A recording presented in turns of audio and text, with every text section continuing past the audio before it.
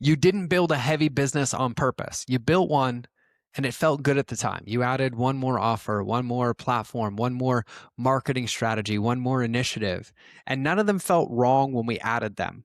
But somewhere in all of that, we stopped being able to move. You've heard me say this before. Scaling comes from subtraction, not addition. And that's what today is about because I hit that wall myself. My entire delivery model that I was using for like 10 years completely stopped working and it had to go. And what I found on the other side of like letting it actually die and go is what I'm giving you today. And so I want to get into it because there is a model, there's a framework, and there is massive clarity for your business to be agile in 2026 and scale your business on the other side of this intro. And if anything in this episode lands, my one ask is that you please share it with an entrepreneur, share it with a friend who you feel like is overwhelmed or burdened and help spread the love. But I cannot wait to get into this episode. So let's get into the show.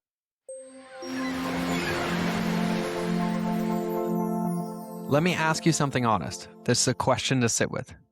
When was the last time that your business felt light? Not easy, light. Like you knew exactly what mattered, where to spend your time, where you were going, and you didn't feel like you were carrying dead weight or anything that didn't need to be there. Hi, I'm George. Welcome back to the show. I'll be really honest with you. If you're watching this, you are going to see my eyes looking everywhere because I have notes over here. I have notes right here, and I have a cup of coffee that I'm going to drink as it's the only food that I'm having as I'm in the middle of a fast, which is actually ironic, a tie-in to today's episode, because for right now, what we're seeing 2026 is that feeling of lightness is a distant memory. The market is shifting drastically and there's a lot of things happening. And so we at some point started with a clear vision. And then where we ended up today, things accumulated, things that we used to do that we think we should still do, offers that we used to have, being on all these platforms where we used to be. And the reason I wanted to record this show today is the day that you are listening to this is the day after Easter. Now, I'm a Christian. I love Jesus with all my heart. But when we think about this season, I want you to think about this episode as a perfect time to Lent your business. And I'm going to talk about Lent in a minute and why that matters and what you're going to do. But we have to be really, really clear on what's weighing us down. And the reason I said light versus easy is I don't think building and scaling a multi 6 or 7 figure business is easy. It's worth it because we do it, but it should feel light, not like we're drowning, like we're overwhelming. And typically those are signs that underneath there's something out of alignment. This could be our processes. It could be our team. It could be our roles. It could be our platforms. It could be our offers. It could be how we deliver our offers. And the reason I'm saying this is even with me, with all the clients that I coach, we are having success in scaling through being agile, but the way in which I deliver coaching is changing. The way that I've done it for the last 5 years or so is drastically changing. And there was a season, a moment where I was like, oh my God, oh my God, oh my God, it's all failing. And I was like, oh no, it's not. There's an invitation for something different. But what I had to do is I had to release the old to make space for the new. And so I found some shocking statistics about agility. I almost said about agile, about agility, because I've been really obsessed with this concept and looking at my businesses and my teams and my customers that are winning and scaling and going deep down this rabbit hole. And I have found study after study after study after study that the most successful businesses have agility, meaning they allow themselves to be light and they adjust to the market, right? Like it's a running joke and we've heard this before, but there was a time not so long ago where somebody thought to make their horse and carriage go faster, they just needed another horse. And then a motor was created. But the guy with the horses was like, I just need more horses and more horses. And then eventually cars were done. That's one of the things that we're seeing right now with the rise of AI, with the lack of trust economy, people being so transacted with, that in every business, whether you're a service-based business, a coaching-based business, or a physical products-based business, people's behaviors are changing because of the changes in the world. AI is changing behaviors. Social media is changing behaviors. And it has become this rapid influx happening right now. And so one of the statistics that I found, and I'm looking at right here, is that less than 35% of businesses that were founded in 2013 made it to their 10th birthday. And the ones that survived weren't the biggest, they were the most adaptable. The thing that I think we all have to remember is that most businesses don't die or don't struggle because of a lack of opportunity. They die or they struggle because of an excess amount of weight holding them down. And so that's what I wanted to talk about today. That's what I want to help you with today. And I'm going to give you an actual framework with 4 T's that you're going to write down. And if this lands, if any of this lands, then I invite you to set aside a 45-minute block and to do this exercise, because it will drastically change your ability to be adaptable, but also the results that you can create in your business. But I found some other stats because this might be you. So 72% of business leaders say their business doesn't move fast enough. 72%. That's not a minority. That's 3/4 of everybody who owns a business. And the thing that we know about the market is the market doesn't slow down. It doesn't wait for us to catch up.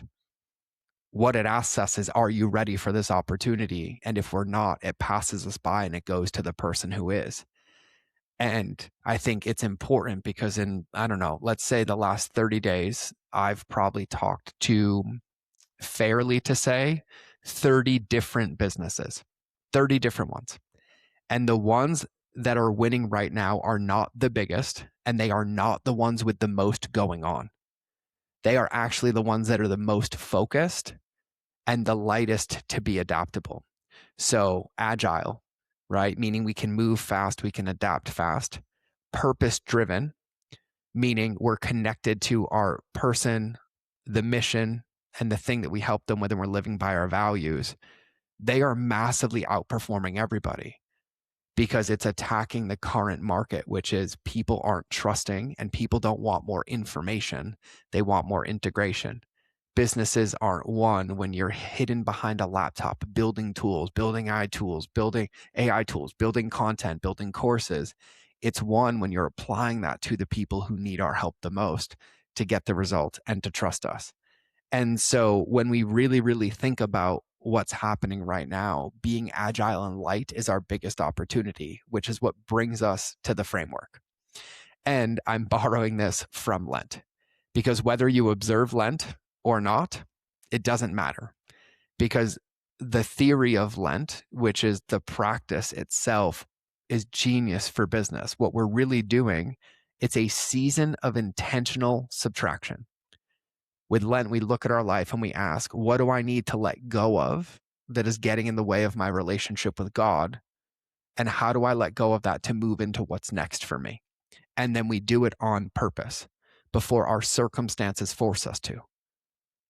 Well, when we think about our business, what do we need to let go of to be agile, to be light, so that I can capitalize on that opportunity that comes, or capitalize on the one that I have right now by making adjustments and matching the market? And that's what I'm asking you to do with your business today.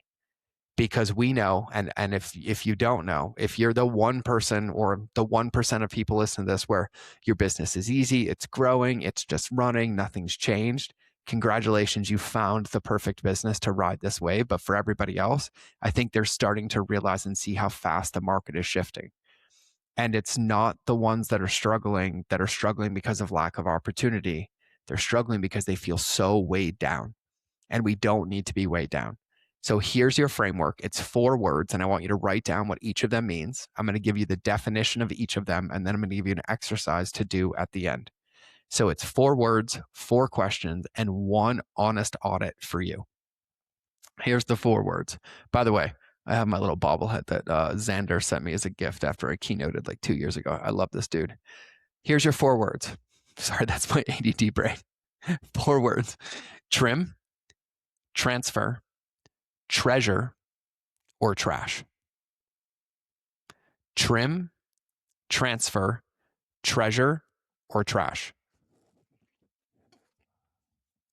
So trim is first, and where almost all of us need to start. What we're looking for is like a butcher, we're trimming the fat, but we're trimming all the things that don't actually move the needle. Maybe you've heard of Pareto's principle. Okay. Maybe you've read Mike Michalowicz's books, Clockwork, right? Maybe you've read his book, Fix This Next, which is prioritization. But in each one of those, we realize that what got us here, even last week, last month, last year, doesn't need to continue all the time. Sometimes they need to be trimmed. But trimming is where we start. So you have to think about your business, whether it's your offers, whether it's your content, whether it's your social media platforms. And most of us will know what bucket it is, and we have to trim. We have to look at what we're doing or what we're selling and ask, is this still serving the market I'm trying to reach? Or is this serving an old version of my business? Is this serving my current customer and their desires? Or did they change? Is this serving me? Or have I realized that I don't want to do this anymore and it's actually not moving the needle in my business? You built it, you launched it, it's your business, and you might have even loved it. But now it's costing you more in attention and overhead and overwhelm than it's actually creating in your business with revenue and momentum. And so your job is to trim it and simplify the menu, because a focused business moves faster and more successfully than a full and bloated business. And so that is trim. That's bucket one. Bucket number two is transfer. Transfer is one that I see a lot of people struggle with, because transfer is the one where you have to look at your team and your processes. Okay.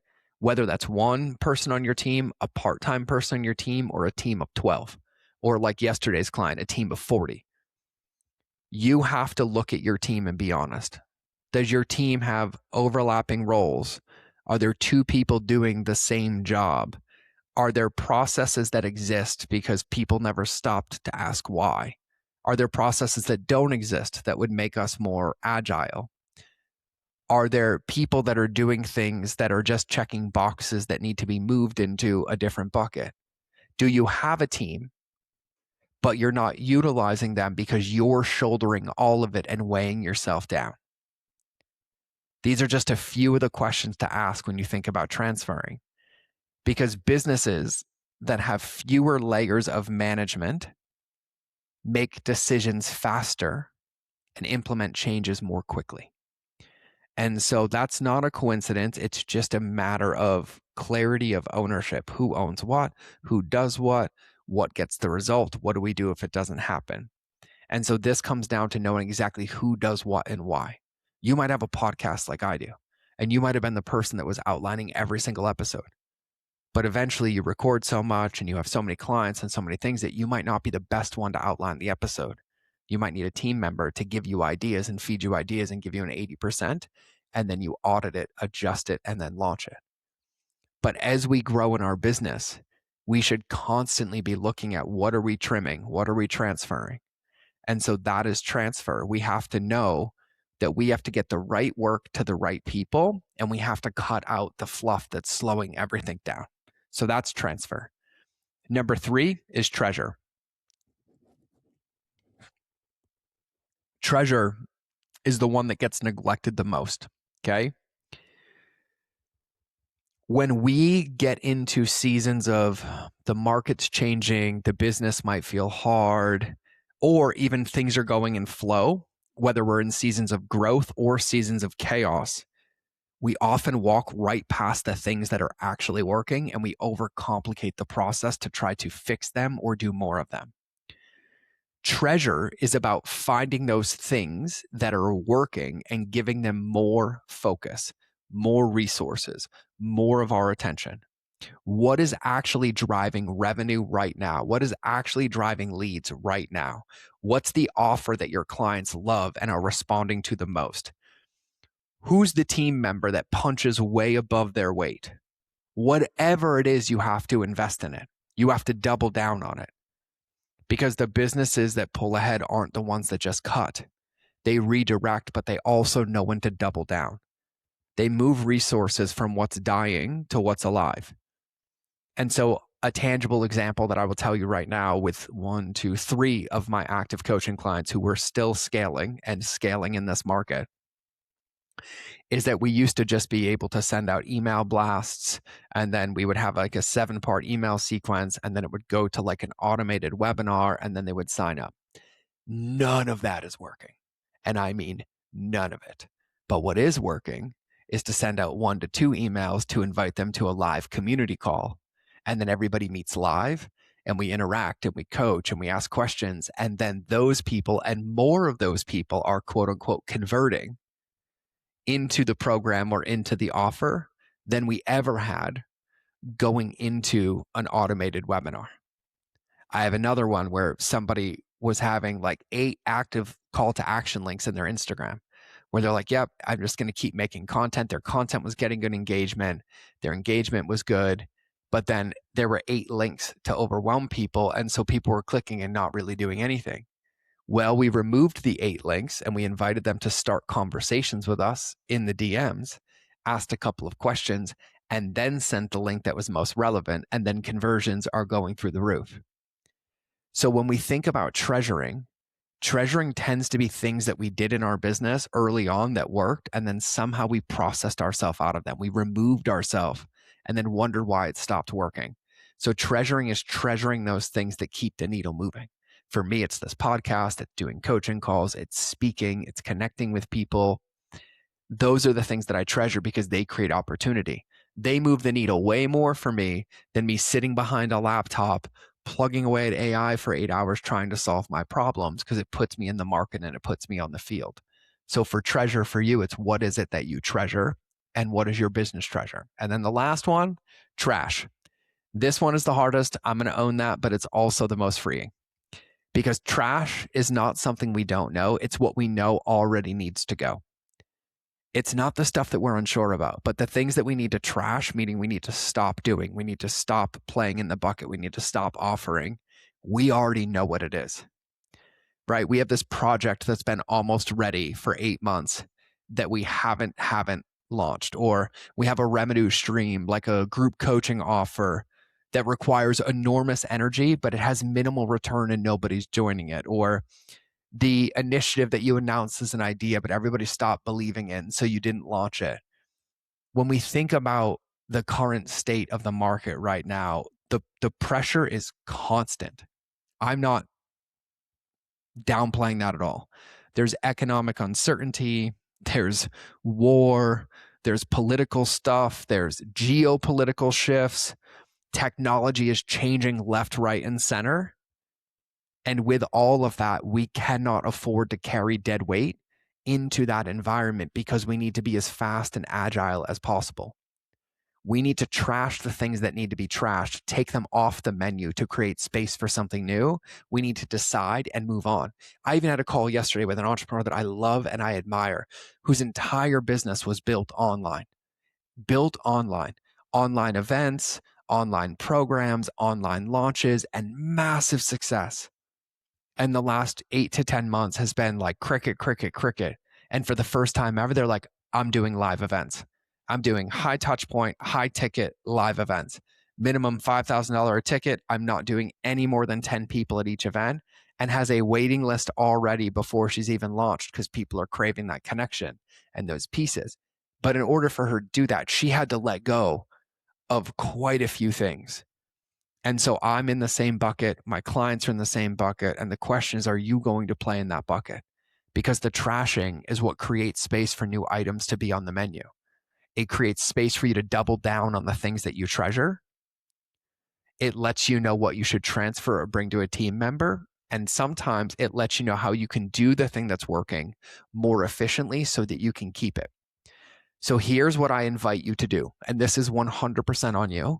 But I really invite you to do this exercise because it's really simple. I want you to open your calendar right now and block 45 minutes. Grab a piece of paper. You cannot type this. You need to write this down and write 4 columns on that paper: trim, transfer, treasure, and trash. And for each column, I want you at minimum to write down just one thing. You can continue to fill this list out, and I'm going to hit that in a minute. But I want you to write down just one thing. One offer to simplify, one role or process to clarify, create, or remove. One thing that's working that we need to double down on, and one thing you already know that needs to go and trash. I want at least one answer per column. If you happen to do more because it starts flowing out of you, when you are done, you are going to circle one from each column and you are going to act on it. You're going to set a deadline and then you're going to act on it. So you circle one from each column and you get to make 4 decisions. And then when those decisions are made, you come back to the list if you made it bigger, select the next one. If you only picked one per, make the list again and constantly be in improvement and iteration so that you can scale. The businesses that will be standing here in 2 years, 3 years, 4 years are not going to be the busiest ones. They're not going to be the ones that had the most going on. They're going to be the ones that let things go, focused on what mattered, delivered incredible results, and reinvented and iterated every single time that they needed while protecting the things that mattered most. And the reason I wanted to tie this into Lent is because Lent ends, Easter comes, which is the day my Lord and Savior rose up. Amen. But in order for him to rise up and give me eternal life, he had to die on Good Friday. And when we think about our businesses, sometimes the business that got us here, sometimes the identity that got us here, in the micro moments and the macro moments, has to be let go and buried in order for something new to emerge. That could be a giant business shift. It could be a habit change. It could be a behavior change. It could be a team change. But you can't just keep adding everything to the plate and expect it to work seamlessly. At some point, you have to clean off the plate and make space for more. So my invitation for you is to trim, transfer, treasure, or trash your business. And I can't wait to hear what you do. And as I wrap the show, there are a couple of tickets left for the event in Montana. We will be talking about this in Montana, April 23rd through 25th, 26th for VIPs. Go to mindofgeorge.com/events. We are capping it at 20, 25 people like normal. We will be spending the entire time on customer journey, increasing yours, getting better results, and matching the market and the demand of the market right now for your business. And so I'm going to go jump on a call. I'm going to drink my coffee. I love you. I appreciate you. Have the best day. Remember that relationships will always beat algorithms. So I will either see you in the next episode or you will hear me in your earballs. But either way, we're out.